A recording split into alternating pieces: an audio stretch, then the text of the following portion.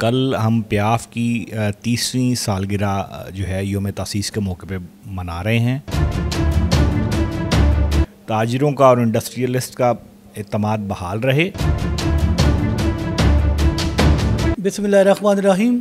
ناظرین، Lahore chamber of commerce کے election کے حوالے سے تمام گروپوں نے اپنی سرگرمیاں تیز کر دی ہیں۔ اس کو ہم موجود ہیں پیاف کا جو نیا آفس بنا ہے، وہاں پر پیاف کے وائس چیئرمین راجہ دل اشفاق ہمارے ساتھ موجود ہیں۔ آئیے ان سے جانتے ہیں کہ کل جو یوم تاسیس ہونے جا رہا ہے اس حوالے سے کیا کہیں گے۔ جی وعلیکم السلام۔ بسم اللہ الرحمن الرحیم۔